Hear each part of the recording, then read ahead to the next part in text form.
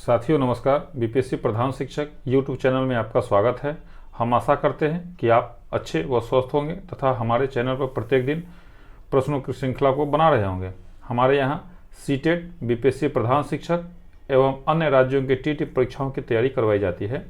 विशेष जानकारी के लिए व्हाट्सएप नंबर 9973115257 अर्थात 99,731-15257 एवं दूसरा 8581071208 अर्थात 8581071208 पर संपर्क कर सकते हैं। साथियों, सबसे पहले हम लोग रैपिड रिकॉल का मोस्ट वीवीआई 10 प्रश्नों की श्रृंखला को देखेंगे। वह आप सभी अपना उत्तर कॉपी पर जंबो स्पीड से लिखते चलेंगे। जो साथी उत्तर नहीं जानते हैं उनको निराश होने की आवश्यकता नहीं है। वीडियो के अंत में उत्तर दिया जाएगा, इसलिए आप वीडियो को बिल्कुल स्किप नहीं करेंगे। साथियों, यह जो हमारा सेट नंबर 18 है, ये नई शिक्षा नीति 2020 पर आधारित है। यह हमारा पार्ट 3 है। इसके पूर्व हमने 2 पार्ट जारी कर चुका है। ये पार्ट 3 है और इसके बाद एक और पार्ट जारी किया जाएगा। चूँकि हमारा प्रयास है कि नई शिक्षा नीति से संबंधित जितने तरह का क्वेश्चन बन सकता है उसको आपके सामने लाया जाए। चूँकि निश्चित रूप से 4 से 5 नंबर का प्रश्न सभी तरह के एग्जामों में निश्चित रूप से रहता है। कम से कम 1 नंबर की तो गारंटी है, चाहे किसी तरह का एग्जाम हो उसमें 1 नंबर निश्चित रूप से रहेगा। तो ये जो नई शिक्षा नीति है इसको आप बिल्कुल स्किप नहीं करेंगे और बार बार गंभीरता से देखेंगे। अब जो इसका नोट्स है वो मैंने थोड़ा सा लिखा है, चूँकि समय की बाध्यता होती है, 20 से 25 मिनट में वीडियो को समाप्त करना होता है, तो इसीलिए मैंने बिल्कुल थोड़ा सा लिखा है। सारांश है, नई शिक्षा नीति 2020 भारत की शिक्षा नीति है जिसे भारत सरकार द्वारा 29 जुलाई 2020 को घोषित किया गया। सन 1986 में जारी हुई शिक्षा नीति के बाद भारत की शिक्षा नीति में यह पहला नया परिवर्तन है। यह नीति अंतरिक्ष वैज्ञानिक के कस्तूरीरंगन की अध्यक्षता वाली समिति की रिपोर्ट पर आधारित है। अब साथियों, हम लोग रैपिड रिकॉल का सेगमेंट को देखेंगे। तो आप लोग रैपिड रिकॉल के साथ तैयार हो गए होंगे निश्चित रूप से, हमें आशा है। तो रैपिड रिकॉल का जो हम लोग 10 क्वेश्चन है उसको देख लेते हैं। पहले अधिगम का उद्देश्य क्या है? अधिगम का उद्देश्य क्या है? दूसरा, नवीन ज्ञान की प्राप्ति होती है। तीसरा, आईक्यू की अवधारणा दी गई थी। चौथा, सृजनात्मकता को अवधारणा से संबंधित माना जाता है। पांचवा, समावेशी शिक्षा के सिद्धांत किस पर आधारित है? छठा, दिव्यांगजन अधिकार अधिनियम वर्ष में लागू किया गया। सातवां, बालक के अस्थायी दांतों की संख्या कितनी होती है?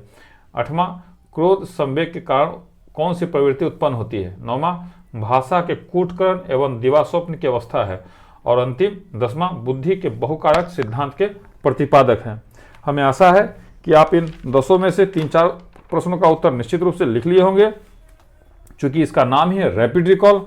और अब हम लोग टॉप एमसीक्यू फॉर एनईपी 2020 पर आते हैं और इन सभी का जो है उत्तर वीडियो के अंत में दिया जाएगा, इसलिए वीडियो को आप बिल्कुल स्किप नहीं करेंगे, वीडियो पर बने हुए रहेंगे। और अब जो बिल्कुल टॉप एमसीक्यू फॉर एनईपी 2020 का जो क्वेश्चन है उस पर हम लोग चलते हैं। हमारा पहला क्वेश्चन आज हमारा, वर्तमान समय में शिक्षा के कौन कौन से रूप प्रचलित हैं? ए औपचारिक शिक्षा, बी अनौपचारिक शिक्षा, सी निरौपचारिक शिक्षा, डी उक्त तीनों। तो साथियों, इसका उत्तर है डी उक्त तीनों, अर्थात वर्तमान समय में शिक्षा का रूप औपचारिक, अनौपचारिक एवं निरौपचारिक तीनों प्रचलित है।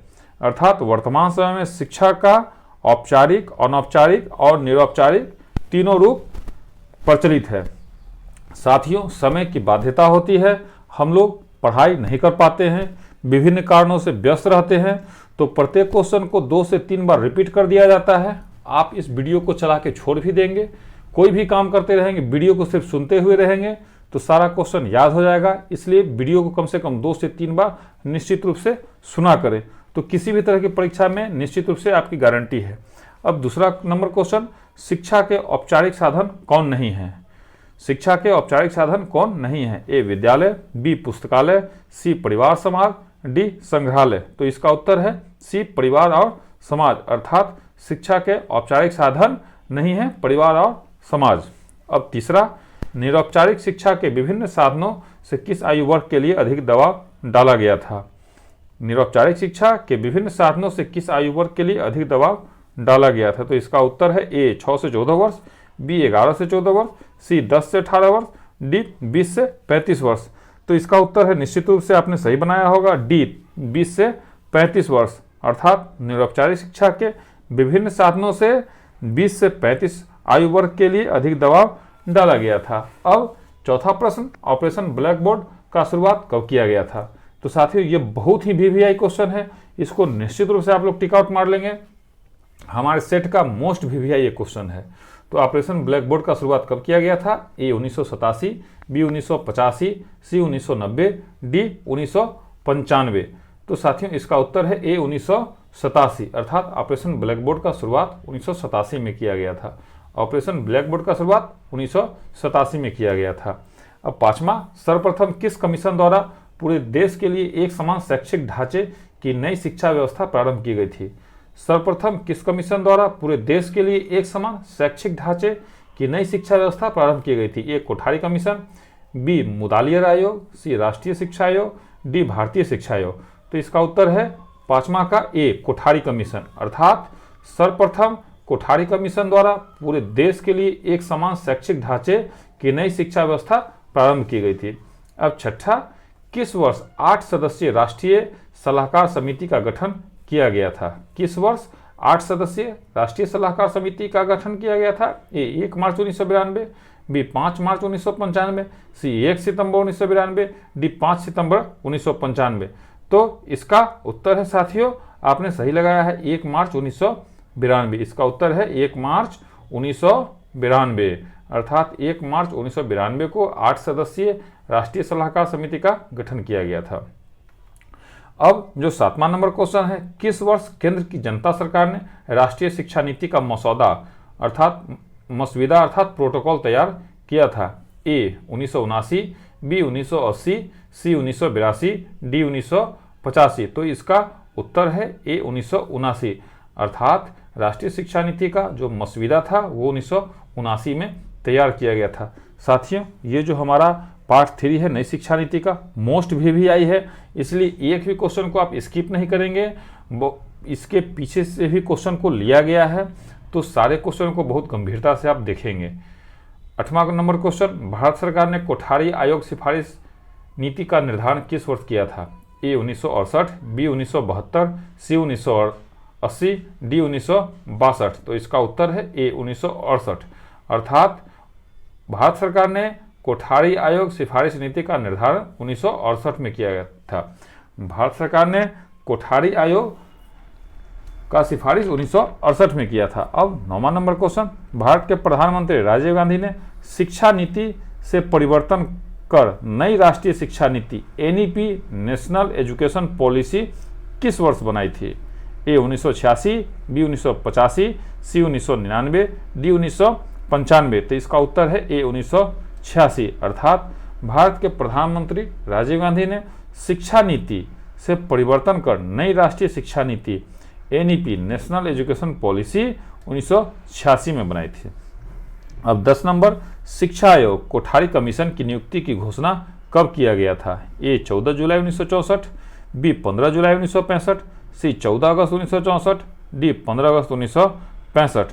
तो साथियों इसका जो उत्तर है ए 14 जुलाई 1964, अर्थात शिक्षा आयोग जिसे हम लोग कोठारी कमीशन भी कहते हैं, इसकी नियुक्ति की घोषणा 14 जुलाई 1964 को किया गया था। अब 11 नंबर, विश्वविद्यालय अनुदान आयोग का गठन कब किया गया था? विश्वविद्यालय अनुदान आयोग का गठन कब किया गया था? ए 1953, बी 1954, सी 1955, डी 1956। तो इसका उत्तर है ए 1953, अर्थात विश्वविद्यालय अनुदान आयोग का गठन 1953 में किया गया था। अब 12, किस वर्ष भारत सरकार ने माध्यमिक शिक्षा आयोग अर्थात मुदालियर कमीशन की स्थापना की घोषणा किया था? तो इसका उत्तर है ए 1952, बी 1955, सी 1965, डी 1980। तो इसका उत्तर है साथियों ए 1952, अर्थात भारत सरकार ने माध्यमिक शिक्षा आयोग जिसे मुदालियर आयोग भी कहा जाता है की स्थापना 1952 में किया था, अर्थात भारत सरकार ने माध्यमिक शिक्षा आयोग मुदालियर आयोग की स्थापना 1952 में किया था। अब 13 नंबर क्वेश्चन, भारत में राष्ट्रीय साक्षरता मिशन की शुरुआत किस वर्ष हुई थी? भारत में राष्ट्रीय साक्षरता मिशन की शुरुआत किस वर्ष हुई थी? ए 5 मई 1988, बी 8 मई 1988, सी 10 जुलाई 1989, डी 12 जुलाई 1989। तो इसका उत्तर है ए 5 मई 1988, अर्थात भारत में राष्ट्रीय साक्षरता मिशन की शुरुआत 5 मई 1988 को की गई थी। अब 14, राष्ट्रीय शिक्षा नीति 2020 के अनुसार उच्च शिक्षा में सकल नामांकन अनुपात कितना प्रतिशत बढ़ाया जाएगा? ए 50%, बी 40%, सी 30%, डी 20%। तो इसका उत्तर है साथियों ए 50%, अर्थात राष्ट्रीय शिक्षा नीति 2020 के अनुसार उच्च शिक्षा में सकल नामांकन अनुपात 50% बढ़ाया जाएगा। राष्ट्रीय शिक्षा नीति 2020 के अनुसार उच्च शिक्षा में सकल नामांकन अनुपात 50% बढ़ाया जाएगा। अब 15 नंबर हमारा क्वेश्चन है, राष्ट्रीय शिक्षा नीति 2020 के अनुसार शिक्षक ग्रेड तक मातृभाषा या क्षेत्रीय भाषा में पाठ पढ़ाने में सक्षम होगा। A grade 3, B grade 4, C grade 5, D grade 2। तो इसका जो साथियों उत्तर है ग्रेड 5, अर्थात सी। इसका उत्तर है सी ग्रेड 5, अर्थात राष्ट्रीय शिक्षा नीति 2020 के अनुसार शिक्षक ग्रेड 5 तक मातृभाषा या क्षेत्रीय भाषा में पाठ पढ़ाने में सक्षम होगा। अब जो 16 नंबर क्वेश्चन है, किस वर्ष तक शिक्षण के लिए न्यूनतम डिग्री योग्यता 4 वर्षीय एकीकृत बीएड होने जा रहा है? किस वर्ष तक शिक्षण के लिए न्यूनतम डिग्री योग्यता 4 वर्षीय एकीकृत बीएड होने जा रहा है? ए 2030, बी 2029, सी 2028, डी 2027। तो इसका उत्तर है ए 2030, अर्थात 2030 तक न्यूनतम डिग्री योग्यता 4 वर्षीय एकीकृत बीएड हो जाएगा। अब 17 नंबर, 1986 में जो शिक्षा नीति लागू की गई थी उसमें बदलाव कब किया गया था? 1986 में जो शिक्षा नीति लागू की गई थी उसमें बदलाव कब किया गया था?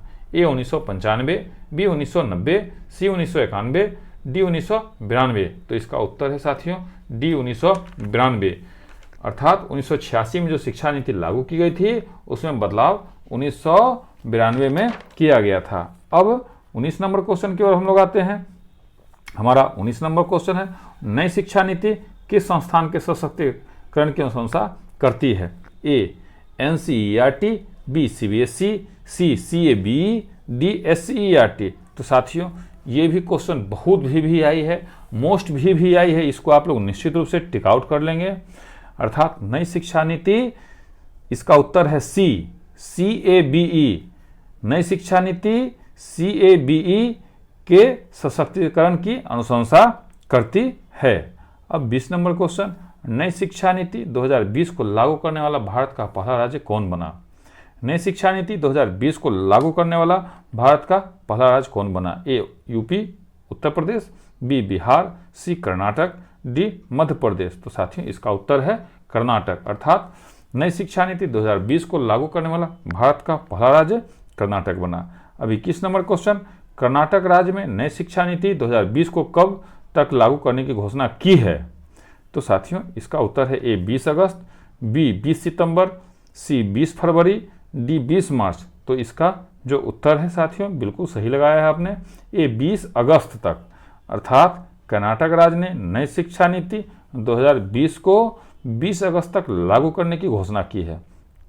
अब 22 नंबर क्वेश्चन है, नई शिक्षा नीति 2020 का लक्ष्य किस वर्ष तक 3 से 18 आयु वर्ग के प्रत्येक बच्चों को गुणवत्तापूर्ण व समावेशी शिक्षा प्रदान करना है? ए वर्ष 2025 तक, बी वर्ष 2050 तक, सी वर्ष 2029 तक, डी वर्ष 2030 तक। तो जो इसका उत्तर है साथियों डी वर्ष 2030 तक, अर्थात नई शिक्षा नीति 2020 का लक्ष्य वर्ष 2030 तक 3 से 18 आयु वर्ग के प्रत्येक बच्चों को गुणवत्तापूर्ण व समावेशी शिक्षा प्रदान करना है।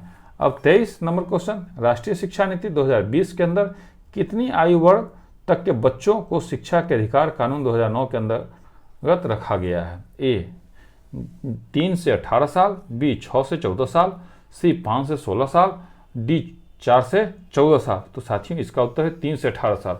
साथियों ये क्वेश्चन भी बहुत भी आई है और इस क्वेश्चन को आप लोगों ने निश्चित रूप से, हमें आशा है कि आपने गलत ही बनाया होगा। सभी साथियों ने 6 से 14 साल दिया होगा, लेकिन जो इसका उत्तर है उसका उत्तर है ए 3 से 18 साल, अर्थात राष्ट्रीय शिक्षा नीति 2020 के अंतर्गत 3 से 18 वर्ष तक की आयु के बच्चों को शिक्षा के अधिकार कानून 2009 के अंतर्गत रखा गया है। तो इसका उत्तर है ए। अब 24 नंबर क्वेश्चन, एनईपी 2020 के अनुसार मूल्यांकन का उद्देश्य क्या है? ए, रटने की क्षमता का परीक्षण, बी, पुनरुत्पादन व याद रखने की क्षमता को नापना, सी, बच्चों को सीखने की प्रक्रिया में मदद करना, डी, पूरे देश में बच्चों की तुलना करने के मापदंड बताना। तो 24 नंबर का उत्तर है सी, बच्चों को सीखने की प्रक्रिया में मदद करना। अर्थात एनईपी 2020 के अनुसार मूल्यांकन का उद्देश्य बच्चों को सीखने की प्रक्रिया में मदद करना है। अब अंतिम क्वेश्चन हमारा है, एनईपी 2020 में निम्न में से किसका समर्थन नहीं किया गया है? एनईपी 2020 में निम्न में से किसका समर्थन नहीं किया गया है? ए, संप्रत्ययात्मक समझ पर जोर, दूसरा योगात्मक आकलन, तीसरा पाठ्यचर्या की विषय वस्तु को बढ़ाना, चौथा प्रौद्योगिकी के उपयोग में कमी करना। तो जो इसका ऑप्शन दिया गया है साथियों, ए है पहला और दूसरा, बी है दूसरा और चौथा, सी है पहला दूसरा तीसरा और डी है दूसरा तीसरा चौथा। तो इसका उत्तर है डी, दूसरा तीसरा और चौथा, दूसरा तीसरा और चौथा। अर्थात एनईपी 2020 में किसका समर्थन नहीं किया गया है? तो योगात्मक आकलन, पाठ्यचर्या की विषय वस्तु को बढ़ाना, प्रौद्योगिकी के उपयोग में कमी करना। तब साथियों किसका समर्थन किया गया है? तो संप्रत्ययात्मक समझ पर जोर देना का समर्थन किया गया है। अब साथियों बिल्कुल लेटेस्ट वीडियो, इतना फ्रेश और फास्ट स्पीड से रैपिड रिकॉल कराने वाला वीडियो यूट्यूब पर देखने को दूसरा नहीं मिलेगा, क्योंकि हमारा टैगलाइन है भूलना मनुष्य का स्वाभाविक प्रक्रिया है और रैपिड रिकॉल के द्वारा याद करवाना हमारा कार्य है।